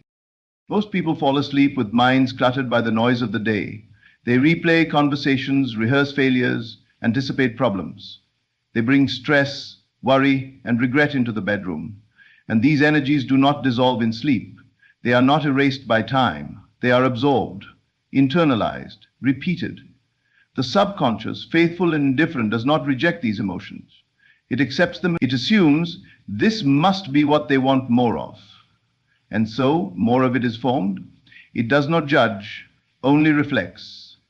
It mirrors not what you hope for, but what you feel as true. But what if you became conscious of this process? What if you took the final minutes of your waking life and used them intentionally, deliberately, with awareness and purpose? What if you stopped handing your last thoughts over to fear and instead gave them to faith? What if you fell asleep not with memories of pain, but with visions of peace? Not with the voice of lack, but with the feeling of abundance. How different would your mornings be, your relationships, your life? The moment before sleep is like the stillness before a seed is buried. It looks like nothing, but it holds everything. What you plant there grows. Maybe not overnight, maybe not in the way you expect, but it grows. The person who learns to sleep in the feeling of the wish fulfilled is not merely dreaming. They are reprogramming. They are taking the creative power of imagination and pressing it into the subconscious, allowing it to mold the very circumstances of their waking world. They do not wake up and say, "Let's see what today brings." They wake up into the reality they seeded last night. This is why repetition alone is not enough. Words without emotion are hollow. It is the feeling that matters. The atmosphere you wrap around yourself as you slip into unconsciousness becomes the weather of your next experience. If you fall asleep with dread, life will echo dread. If you fall asleep with gratitude, life will echo grace. The outer world is not random. It is a faithful echo. It repeats back to you not your thoughts, but your emotional convictions. Some try to use this truth like a trick. They visualize the scene, say a few affirmations, and then complain when nothing changes. But this work is not mechanical, it is spiritual. It requires sincerity, immersion, embodiment. You cannot simply say you are wealthy while feeling poor. You cannot say you are loved while feeling abandoned. The subconscious does not respond to your words. It responds to your being. So the work before sleep is to become the person who already has what they desire, to breathe like them, to think like them. to rest like them. This may sound difficult, but it is not. It is natural. It is your original language. Children do it effortlessly. They imagine with conviction. They believe without hesitation. They fall asleep as kings, explorers, heroes, and wake up with that sense of wonder still inside them. They don't question if it's possible. They simply live it, and in that living, they draw experiences to match. You are not too old for this. You have not gone too far. This ability is still within you. Dormant perhaps, but not dead. To return to this state is to return to power. And it begins not in the morning, but at night. The moment before you fall asleep is not the end of your day, it is the beginning of your creation. It is the soft soil in which your dreams take root. So instead of scrolling through distractions, instead of rehearsing grievances, instead of falling asleep in defeat, choose something higher. Choose a state that lifts you, a feeling that nourishes you, a vision that calls you forward. Feel it as fully as you can. It doesn't have to be perfect. It just has to be real. If you want love, feel loved. Let your body respond as if the embrace is already here. Let your heart soften as if someone has already chosen you, seen you, cherished you. If you want success, feel it. Imagine the satisfaction of goals accomplished, the peace of financial ease, the joy of purposeful work. Not as a dream far away, but as a memory you are touching again. And when you do this, when you live the feeling instead of thinking about it, you change your state, and when your state changes, your world follows. It has no choice. The subconscious must obey. It must reflect, it must replicate what it is given, because that is its nature. So if you sleep with sorrow, it will find ways to deepen that sorrow. If you sleep with joy, it will find ways to express that joy, not as a punishment or reward, but as a law, as a mirror. This is why it matters so deeply what you take with you into sleep. You are not just resting your body, you are resting your soul into a new shape. You are letting go of the conscious world and entering the realm where ideas are born. What you assume there becomes what you receive here. Not instantly, but inevitably. This is not superstition. It is not fantasy. It is the most practical form of creation. It begins where all true change begins, within. So take this moment seriously, not with fear, but with awe. It is a gift freely given, renewed each night, and it is yours to use. You do not need rituals. You do not need to earn it. You only need to remember who you are, that your imagination is the instrument, your feeling is the command, and sleep is the doorway through which creation passes. You do not need to see how it will unfold. That is not your work. Your work is to assume, to feel, to rest, to fall asleep not in the world that is, but in the world that can be, and to wake in a life that reflects the courage of that decision. The universe is not listening to your words. It is listening to your state. It does not respond to the sentences you repeat mechanically or the declarations you chant without belief. It is not moved by noise, but by depth, by the subtle vibration of your innermost feelings. You may say, I am happy, but if your heart is heavy and your breath is strained and your body is wrapped in unease, the universe does not hear joy, it hears fear, lack, and resistance, and it responds accordingly. For the universe is not fooled by language. It is intimate with truth.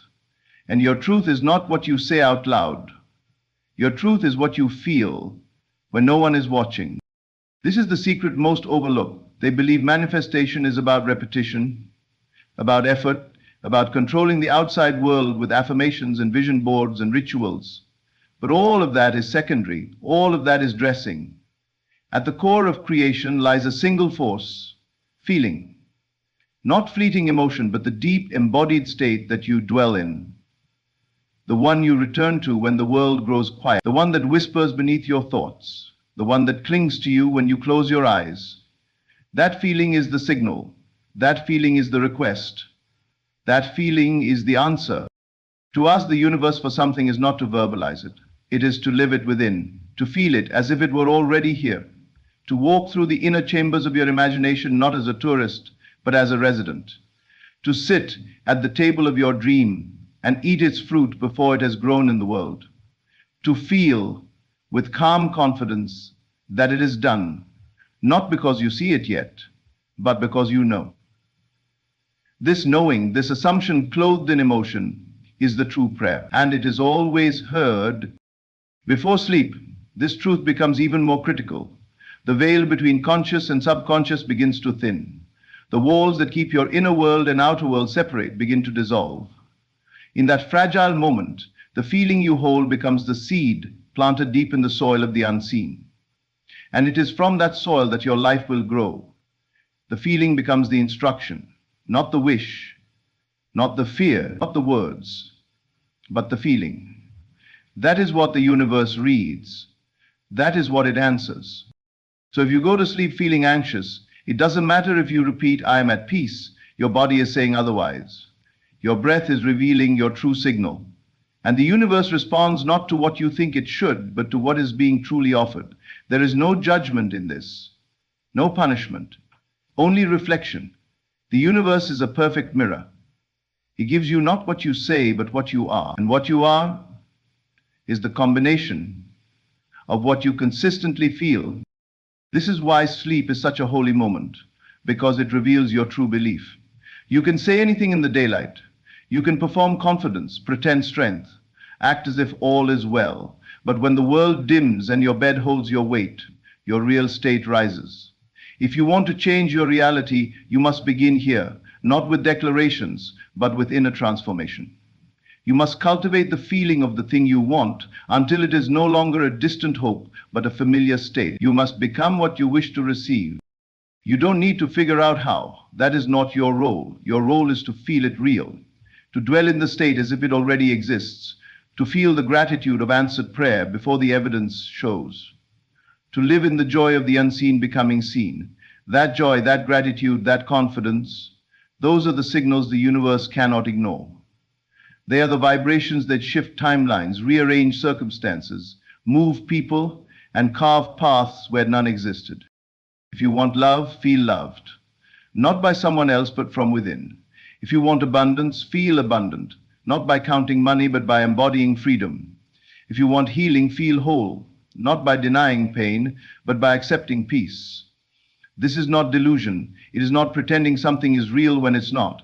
It is recognizing that all creation begins in the unseen, and the unseen is governed by feeling. The physical world is slow to reflect. The inner world is instantaneous. And the more time you spend in the state of the wish fulfilled, the sooner the outer world must align. This is why it matters more how you feel than what you say. Why a single moment of pure, heartfelt emotion is more powerful than hours of empty repetition. Why one night spent sleeping in peace is worth more than 1,000 mornings of panic. Because the universe does not respond to time. It responds to alignment. The moment you become aligned, truly, fully, deeply, creation begins. You don't see it right away, but it is done. The blueprint is in motion.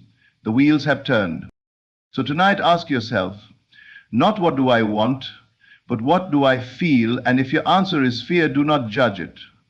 Transform it. Sit with it. Breathe through it. Gently guide yourself toward a better state. One thought, one image, one breath at a time. Do not force joy. Do not fake peace. Feel your way toward it. Use memory, use imagination, use faith, but above all, use feeling. Let your body relax into it. Let your heart rest in it. Let your breath move as if nothing is missing, because in truth, nothing is. What you desire already exists. You are not calling it forth from nowhere. You are simply tuning yourself to its frequency. And the tuning fork of the soul is feeling. When you feel the state and rest in it, you are calling that reality toward you with a magnetic pull. No one can block it. No one can take it. No one can delay it. Because the universe does not take orders from others. It takes orders from you, from your being, from the truth you embody when the world is silent and your eyes are closed. So speak less, feel more, think less, no more. Let go of the obsession with how and when. Focus only on who you are being. And let that be your message to the universe. Not with words, but with vibration. Not with fear, but with certainty. Not with effort, but with surrender. The universe is not deaf. It is always listening, but it hears only the language of the heart. So teach your heart to speak truth, and let that truth be felt in every breath you take. Before sleep carries you into the sacred womb of creation.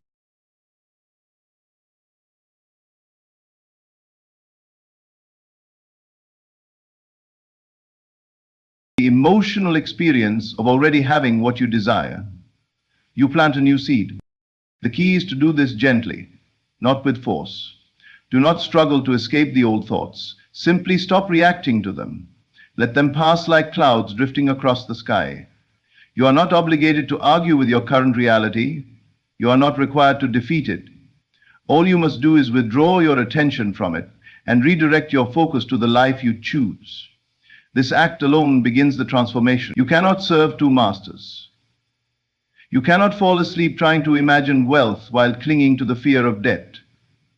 You cannot feel love while holding on to the bitterness of rejection. You must choose.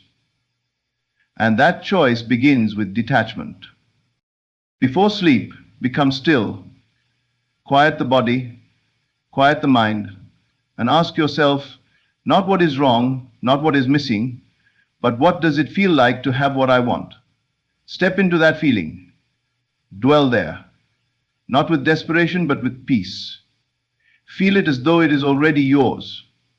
Let that feeling be the blanket you wrap yourself in as you fall asleep. You do not need to control the process, you simply need to become one with the state. And that union is only possible when you have released the old. There is a reason the world remains unchanged for so many. They say they want something new, but they continue to sleep in the house of the old. They long for love, but sleep with heartbreak. They yearn for abundance, but rest with fear. They wish for health, but drift off in anxiety. You must understand that what you carry into sleep becomes the atmosphere in which your future takes shape. Do not allow the past or present to sneak into that space. Guard it like a sacred altar. Let only the feeling of the fulfilled desire enter. This process is not about denying reality, it is about overriding it. And you do that not through logic or analysis, but through emotional dominion. You declare that what you feel is more important than what you see, and by doing so you change what you eventually see. Detachment does not mean apathy, it means authority. You are no longer a puppet reacting to your environment. You become the author, choosing which chapter begins next. So when the night comes, make a choice. Do not surrender to the pull of old fears. Do not lie in bed as a victim of the day. Be bold enough to let go. Be strong enough to stop rehearsing the past, and be wise enough to know that your future is not born from worry. It is born from intention. Create a new feeling. Enter it as if it were your home. Make it your companion as sleep draws near. And do not look back. This is the power you hold. This is the authority you have always had. The world will tell you to be realistic. The facts will scream for your attention. But the dream only needs your belief. The new life you seek is already prepared, but it cannot enter where the old still rules. Make space, let go, and let the feeling of your new reality carry you into rest. For in that rest, your new world begins. Sleep is not the end of your day, it is the beginning of creation. It is not simply a time to rest your body, but a sacred doorway into the unseen, the realm where thoughts take root and feelings grow into form. The moment you surrender to sleep, you enter a space more fertile than any soil, a space where imagination becomes the seed that the subconscious mind nourishes in silence. What you bring into this space is not forgotten. It is not dismissed. It is received. It is embraced. And it is worked upon with quiet obedience, shaping your tomorrows according to the blueprint you delivered in your final waking moments. Most people never realize the quiet miracle happening within them while they sleep. They drift off unaware of the creative power they possess in that vulnerable, still, and sacred state. They carry with them the clutter of the day, the disappointments, the fear, the doubt, and all the noise that came from a world they wish to escape. And they unknowingly plant those very feelings into the subconscious mind, allowing them to bloom into more of the same experiences. This is not cruelty. This is not punishment. This is law. What you impress upon the subconscious before sleep becomes the design that life will print out in physical form. You must treat sleep as a ceremony, not a routine. It is a moment of surrender, yes, but also of supreme power. It is when you have the full attention of the force that never sleeps, the infinite intelligence within you that hears not your words, but your feelings. It listens to the tone of your heart, not the noise of your lips. And it does not reason. It does not filter. It does not weigh what is fair or unfair. It accepts what is given to it and brings it into manifestation with absolute faithfulness. So you must be deliberate about what you carry into sleep. You must be precise about the seed you plant. Because once the conscious mind fades, the subconscious goes to work without question. This is why imagination must be the tool you wield in those final moments before slumber. Not imagination as idle fantasy, but as a living act, a rehearsal of a scene that feels so vivid, so natural, that your entire being surrenders to its reality. In those moments, you are no longer a seeker, you are a creator. If you understand that sleep is the soil and imagination is the seed, you will treat both with reverence. You will not fall asleep with careless thoughts. You will not entertain scenarios of fear or lack or sadness. You will turn inward, create your scene, and dwell within it. You will feel the joy of having, not the ache of wanting. You will walk through the garden of your fulfilled desire, even if the world outside your window still shows the desert. Because you know the truth, what you plant within, you will walk in without. This process does not demand force. In fact, force is the enemy of creation. What it requires is quiet repetition, emotional involvement, and belief. Not belief in the process, but belief in the scene. You must feel as though it is real. You must touch it with your soul. You must see it, not as a distant hope, but as a remembered event. And when you do this, the subconscious mind takes over. It begins to assemble the people, the places, the events, and the timings. It handles the orchestration. You only handle the creation. Consider this. No gardener questions whether a seed will grow once planted. They do not dig it up every morning to see if it has sprouted. They trust the soil, they water it, they wait. In the same way, you must trust the process of inner planting. When you lie in bed and impress upon your subconscious a new story through feeling, you do not need to ask when or how it will come to pass. That is not your burden. Your task is to keep your inner world aligned with the feeling of fulfillment and allow sleep to carry that feeling into the fertile depths where transformation occurs. There is a beautiful paradox in this. You must feel that you already are what you long to become, even when the senses deny it. You must fall asleep as the person who already possesses the thing you seek. You must carry no doubt into the night, no second guessing, no bargaining, only the quiet assurance that it is done, that it is yours, that it is finished. And this assurance is not something you say, it is something you feel. It lives in your chest, in your breath, in your peace. As you do this night after night, your subconscious begins to reshape your identity. You begin to act, speak, and think in ways that align with the assumption. You begin to attract opportunities that resonate with your inner state. You begin to live from the vision instead of chasing it. And eventually, your outer world must conform. Not because you demanded it, but because you allowed it. That is the power of sleep when used consciously. It is the sacred time when your inner world plants its flag and your outer world begins its march to meet it. There is no resistance in sleep. There is no effort, only surrender. Only the steady rhythm of breath, the soft glow of feeling, and the silent agreement with the unseen that your desire is already real.